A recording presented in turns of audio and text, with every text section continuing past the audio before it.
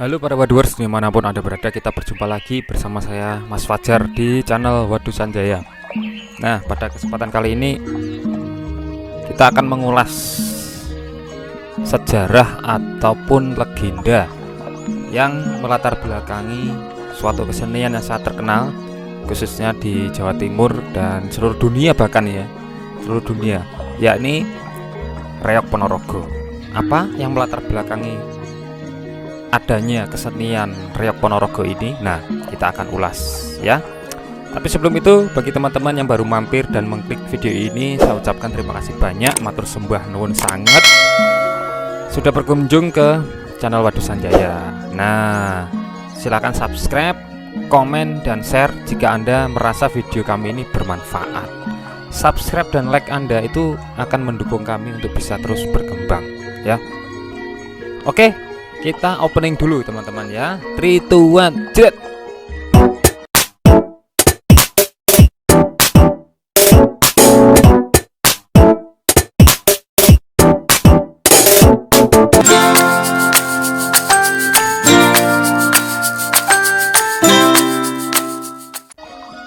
Nah, kita langsung mulai saja. Reog Ponorogo asal usulnya ini ada dua versi yang sangat terkenal ya, khususnya di kalangan masyarakat ya. Yang pertama itu adalah versi legenda atau versi mitos ya. Dari berbagai sumber sudah saya rangkum bahwa pementasan Reog Ponorogo ini kerap dilakukan rutin ya di monumen Bantarangin ya, yang ada di Desa Sumoroto, Kecamatan Kauman, Kabupaten Ponorogo. Nah, itu rutin dilakukan di sana. Karena apa? Karena lokasi ini ya, desa Monumen Bantarangin di Desa Sumoroto ini diyakini sebagai cikal bakal tempat lahirnya kesenian Reog Ponorogo itu di sana ya. Sehingga di lokasi tersebut itu sering dilakukan pementasan Reog Ponorogo sebanyak 6 kali dalam setahun dengan jadwal yang disesuaikan ya dengan kegiatan warga ya. Jadi menurut versi legenda, Reog Ponorogo itu dilatar belakangi oleh kisah raja kerajaan Bantarangin yang namanya adalah Prabu atau Raja Klono Sewandono ya, yang ingin meminang Dewi Songgolangit untuk menjadi permaisurinya. Dewi Songgolangit ini adalah putri dari kerajaan Kediri pada waktu itu. Dan kurang lebih kisah ini itu muncul pada tahun 900 Saka ya. Dalam versi Bantarangin itu diceritakan kalau ketika dilamar Prabu Klono Sewandono Raja Bantarangin itu, Dewi Songgolangit ini mengajukan syarat ya, ada syaratnya, yaitu calon suaminya itu harus mampu menghadirkan suatu kesenian yang belum pernah ada sebelumnya, yang menarik gitu ya. Tontonan itu adalah suatu keramaian yang belum pernah ada sebelumnya. Jadi syaratnya seperti itu, seperti tarian yang diiringi gamelan, tabuhan ya, dan dilengkapi dengan barisan pasukan berkuda kembar ya, sebanyak 140 ekor kuda yang harus kembar dulu ini ya, dilengkapi dengan binatang yang berkepala 2 ya. Ini sangat sulit ya, karena ini hampir mustahil. 140 kuda kembar dan ada seekor hewan berkepala 2. Ini kan suatu syarat yang sangat mustahil, hampir mustahil ya. Kenapa kok Dewi Songgolangit ini memberikan syarat yang seperti itu, yang mustahil seperti itu? Sebetulnya Dewi Songgolangit ini tidak mau menikah dengan siapa tadi, Klono Sewandono ya. Makanya Dewi Songgolangit memberikan syarat seperti itu sebagai bentuk penolakan secara halus. Jadi tidak, orang zaman dulu itu mereka tuh sangat sopan santunnya sangat tinggi ya, tidak bisa memberikan kata tidak gitu. Jadi makanya menggunakan syarat yang mustahil seperti itu. Nah, kenapa kok Dewi Songgolangit memberikan syarat yang sebegitu rupa, sebegitu mustahilnya kepada orang yang ingin meminangnya? Karena Dewi Songgolangit ini tahu bahwa Prabu Klono Sewandono ini aneh. Ya, anehnya kenapa? Ya, anehnya karena meskipun Prabu Klono Sewandono ini orang yang gagah perkasa, raja ya dari negeri Bantarangin, tapi dia ini punya kelainan. Apa itu kelainannya? Prabu Klono Sewandono ini dia ini penyuka anak laki-laki. Ya, jadi ada kelainan di sana, kelainan seksual ya, suka dengan anak laki-laki ya. Ini makanya tidak disukai oleh Dewi Songgolangit. Nah, sedangkan Prabu siapa tadi Klono Sewandono, dia pernah bermimpi bahwa kelainannya ini, sifat buruknya ini bisa hilang kalau dia menikah dengan Dewi Songgolangit ya. Jadi menurut mimpinya itu Prabu Klono Sewandono ini bisa sembuh dengan kelainannya itu dengan menikahi Dewi Songgolangit yang sangat cantik itu. Nah, selain itu, selain Prabu Klono Sewandono, di sisi lain itu ada raja lain yang juga ingin meminang Dewi Songgolangit.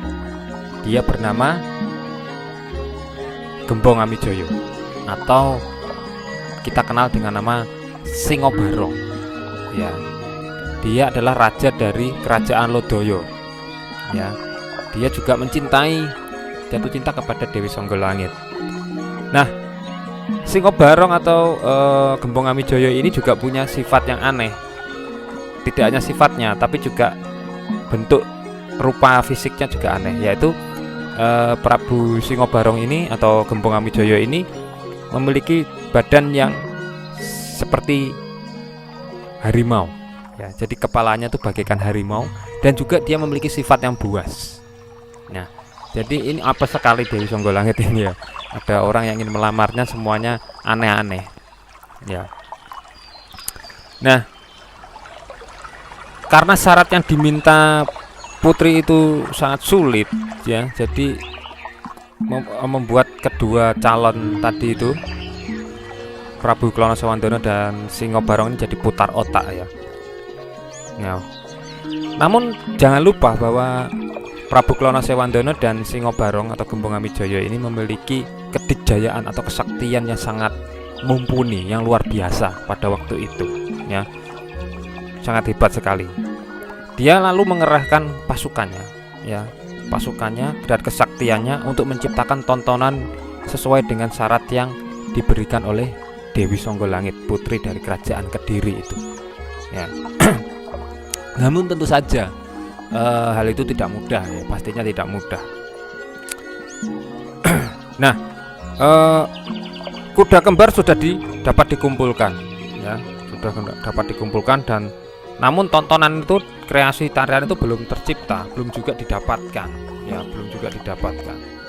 Singobarong sudah berusaha semaksimal mungkin, tapi dia hanya bisa mengumpulkan kuda kembarnya saja ya. Untuk yang lainnya dia belum bisa. Nah, kemudian Singobarong ini kepo ya, penasaran dengan lawannya yaitu Prabu Klono Sewandono. Kira-kira dia sudah membuat apa ya, itu pemikirannya Singobarong. Nah, kemudian apa itu, Prabu Singobarong ini dapat info dari patihnya ya, Patih Lodoyo ya, patihnya, bahwa Prabu Klono Sewandono ini sudah hampir selesai ternyata untuk mewujudkan pertunjukan yang sesuai dengan syarat dari Dewi Songgolangit itu ya, hampir bisa ya. Dan bermaksud siapa tadi Prabu Klono Sewandono ini sudah hampir selesai dan dia mau menuju ke Kediri, mau menampilkan tarian itu ke depan Dewi Songgolangit. Jadi mereka, Prabu Klono Sewandono dan pasukannya dan tontonannya ini mau berangkat ke Kediri ya. Mendengar hal tersebut Singobarong marah. Singobarong kan punya sifat yang kejam dan buas ya, marah dia ya. Singobarong pun berniat untuk menghadang rombongan Prabu Klono Sewandono dan pasukannya tadi itu ya. Sehingga pertempuran pun pecah akhirnya ya. Singobarong menghadang Prabu Klono Sewandono dan pasukannya, pecah, pertempuran ya. Pokoknya pertempurannya luar biasa sekali. Dan Prabu Singobarong pun berubah menjadi seekor singa yang besar dan buas ya, sehingga berhasil memukul mundur bala pasukan rombongan dari Prabu Klonosewandono ya. Akhirnya mereka mundur karena kesaktian dari Singobarong yang sedemikian rupa. Namun Prabu Klonosewandono tidak menyerah, tidak mundur begitu saja, karena Prabu Klonosewandono ini punya kesaktian dan punya senjata pamungkas yang sangat hebat. Apa itu? Teman-teman pasti sudah banyak tahu ya, khususnya yang selalu mengikuti Barongan dan Reok Ponorogo ya. Senjatanya adalah pecut Samandiman, punyanya Prabu Klonosewandono itu dikeluarkan ya, kemudian dicambuklah pecut Samandiman itu menuju ke arah Singobarong dan para pasukannya ya, sehingga kisah perjalanan Raja Kerajaan Bantarangin Prabu Klonosewandono saat akan meminang Dewi Songgolangit sampai bertemu dengan Singobarong ini dikenal dengan kesenian Reok Ponorogo ya. Dipecut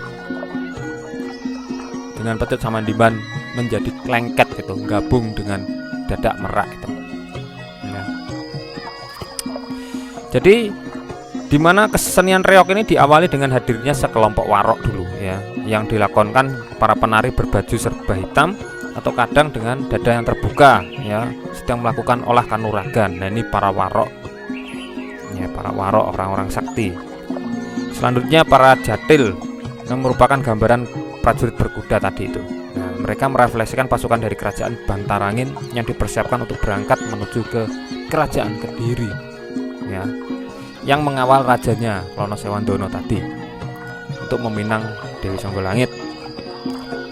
Nah setelah itu dalam tarian reok itu muncul juga penari bertopeng yang merupakan gambaran dari patih kerajaan Bantarangin yang kita sebut sebagai Pujangga Anom, terkadang juga Pucangganong atau Ganongan ya, namanya banyak itu. Gerakannya khas ya, pakai topeng merah, gerakannya energik dan lincah, itu adalah Pujangga Anom atau Pucangganong, Ganongan ya. Di sana tentu saja Pucangganong atau patih kerajaan mana tadi Bantarangin itu sangat lincah ya, energik, akrobatik, pasti bisa diwajibkan harus mampu akrobat ya Pucangganong itu. Prabu Klonosewandono sendiri hadir di tengah pagelaran. Nah, umumnya diiringi dengan tembang gamelan yang menggambarkan percakapan antara sang raja dan patihnya. Dan puncak dari pertunjukan itu dengan munculnya Singobarong atau dadak merak ya, yaitu makhluk berkepala singa yang sangat besar dengan bulu merak yang tertata mirip seperti kipas gitu ya. Singobarong atau dadak merak beratnya itu bisa mencapai 50 kilo guys. Jadi berat sekali. Dan dunia apa tuh tadi, dadak merak atau reok itu adalah tari topeng dan topeng terbesar di dunia sampai saat ini ya. Topeng terbesar di dunia itu adalah Reok Ponorogo ya. Nah,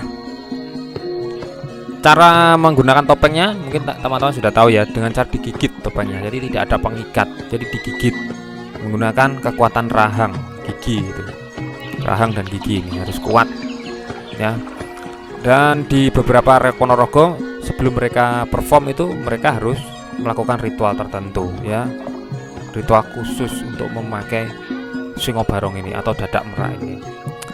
Nah sekarang kita menuju ke versi berikutnya ya, versi sejarah. Versi sejarah dari Reok Ponorogo. Kalau tadi kan legenda ya, panjang itu tadi. Nah kalau versi sejarah itu ada sesuatu yang melatar belakangi munculnya Reok Ponorogo ini ya. Nah satu versi yang cukup terkenal adalah versi dari Ki Ageng Kutu. Nah ini sangat terkenal sekali di Ponorogo ya dan sekitarnya. Dalam sejumlah referensi itu dikatakan bahwasannya tari reok itu adalah bentuk sindiran ya dari Ki Ageng Kutu kepada penguasa Majapahit pada waktu itu. Jadi ini pada masa Majapahit akhir ya, Majapahit akhir, di mana pada waktu itu Majapahit dipimpin oleh seorang raja yang biasa disebut Brawijaya ke-5 atau Bri Kertabumi ya, Bri Kertabumi, Raja Majapahit yang Brawijaya V itu. Nah, kenapa? Karena pada waktu itu Brawijaya V itu mempersunting seorang perempuan cantik persembahan dari kerajaan Campa. Ya, jadi Majapahit ini memiliki hubungan erat dengan kerajaan Campa, sehingga pada suatu ketika kerajaan Campa itu memberikan upeti berbentuk seorang putri. Ya, ini adalah putri langsung dari kerajaan Campa. Ya. Nah, dibalik semuanya itu, kerajaan Campa itu memiliki motivasi politik, di mana dia menikahkan anaknya dengan Raja Majapahit kelima itu supaya bisa mengendalikan kerajaan Majapahit. Ya, pada waktu itu kerajaan Campa itu didominasi oleh Muslim. Ya, nah di latar belakangnya adalah mereka ingin merubah kerajaan Majapahit ini menjadi kerajaan Islam. Ya, makanya kerajaan Campa ini memberikan putrinya yang bernama Dewi Anarawati untuk dipersunting kepada Prabu Brawijaya V. Nah, dalam setiap pengambilan keputusan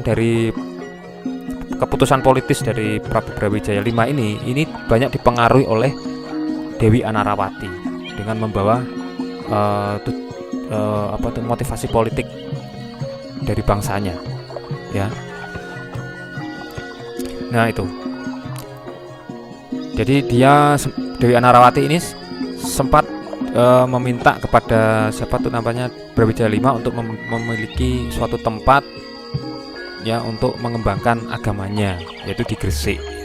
Nah, itulah. Sehingga akhirnya nanti akan menuju ke yang lain-lain ya.